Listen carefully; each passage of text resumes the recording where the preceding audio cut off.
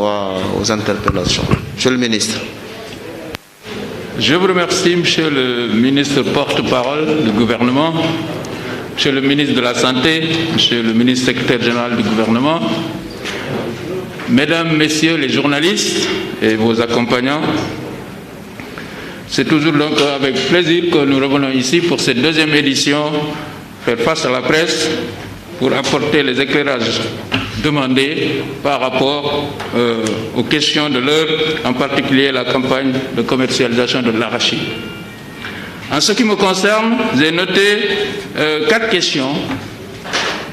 La première est de Lamine Touré de la RTS, la deuxième est de Ablaye Wanyanga de la DTV, la troisième est de Mouchembaou du Témoin, et la quatrième c'est de Aliou Diop Diao de ST Média. Donc je vais répondre, puisqu'ils ne sont pas nombreux, une par une, à ces questions-là. Monsieur Lamine Touré a parlé de l'effectivité de la campagne de commercialisation de l'arachide, puisque d'après lui, il a fait une tournée et il a vu qu'à part Touba, la campagne n'était pas effective. Alors, je voudrais dire qu'aujourd'hui, nous sommes au 18e jour de campagne de commercialisation de l'arachide au Sénégal. 18e jour. Je précise également que cette année, notre production arachidière elle est évaluée à 1 800 000 tonnes de graines coques. 18 jours de campagne, et pour le moment, la collecte, elle donne quoi? Les huiliers, particulièrement la Sonacos, sont autour de 3 000 tonnes. En ce qui concerne la collecte de semences certifiées, nous sommes autour de 2 000 tonnes. Donc on peut dire qu'à ce jour, environ 5 000 tonnes ont été collectées. Il a parlé de marché parallèle. Donc je vais essayer de faire un peu le point sur comment est organisée la campagne de commercialisation. La campagne de commercialisation, elle est préparée avec le Comité national interprofessionnel arachide du Sénégal, SENA, et le gouvernement du Sénégal. Cette préparation a donné lieu à quoi? Elle a donné lieu à la fixation, par exemple, du prix au kilogramme d'arachide qui a été élevé à un niveau jamais atteint cette année, c'est-à-dire 250 francs le kilogramme. C'est une décision qui a été saluée par tous les producteurs et je signale que c'est le prix officiel auquel le gouvernement demande qu'on achète l'arachide. Une fois que le prix a été fixé, c'est le SENA qui organise aussi les points de collecte. Et actuellement, ils ont effectivement mis en place presque 1 millier de points de collecte.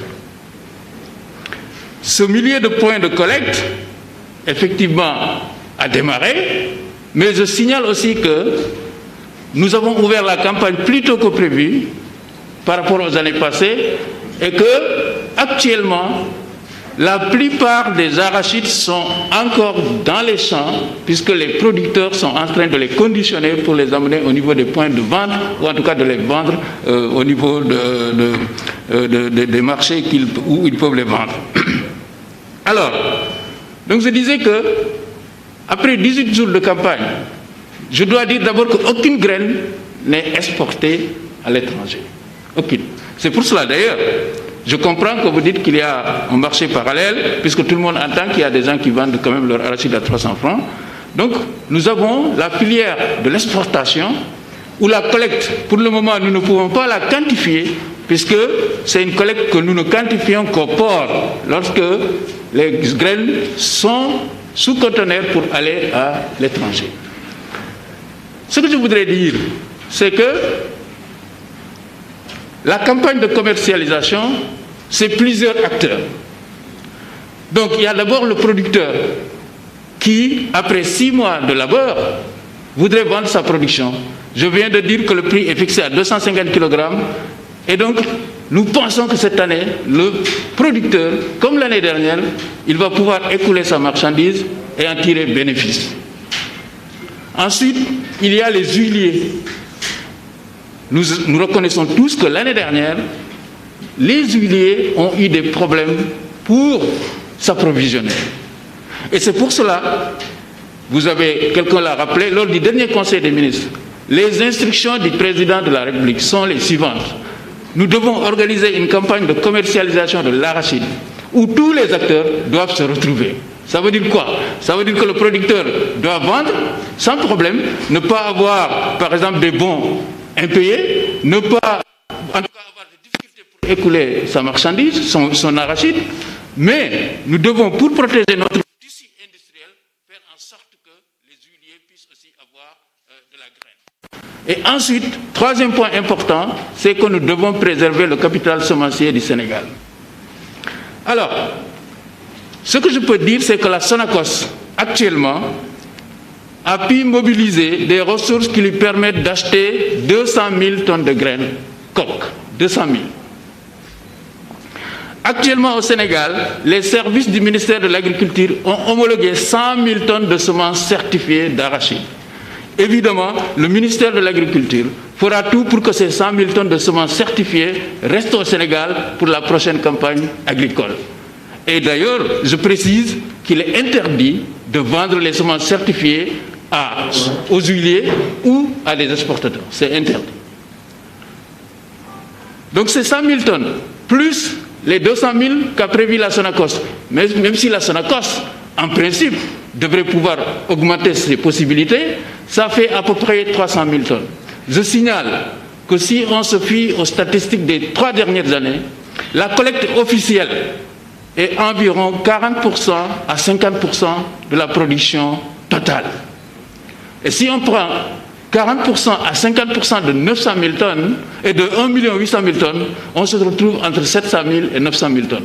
Donc on devrait cette année avoir une collecte officielle qui se situe entre 700 000 et 900 000 tonnes. Ça veut dire quoi? Ça veut dire qu'il y a de la place pour les exportations. Et ces exportations, nous allons les suivre. Et comme l'année dernière, lorsqu'elles avaient atteint 400 000 tonnes, nous les avions arrêtées. Cette année, nous allons les suivre pour que lorsqu'elles atteignent au moins 200 000 à 300 000 tonnes, qu'on puisse faire le point et savoir si cela compromet ou non le capital semencier du Sénégal ou la viabilité des sociétés d'huile au Sénégal. Donc, en résumé, ce que nous voulons comme objectif, c'est que les huiliers puissent avoir de la graine.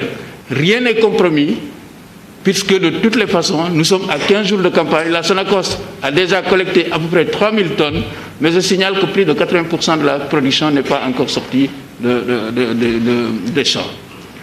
Deuxième chose, nous avons rencontré hier tous les opérateurs semenciers. Et nous sommes mobilisés pour récolter les 100 000 tonnes de semences certifiées qu'a produit le Sénégal pour les remettre dans la production l'année prochaine.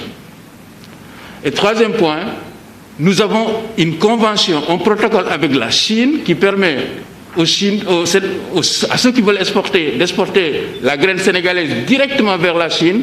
Et il est clair que ce marché-là aussi, il faudra l'approvisionner, mais sans dépasser les limites qui compromettent le tissu industriel du Sénégal.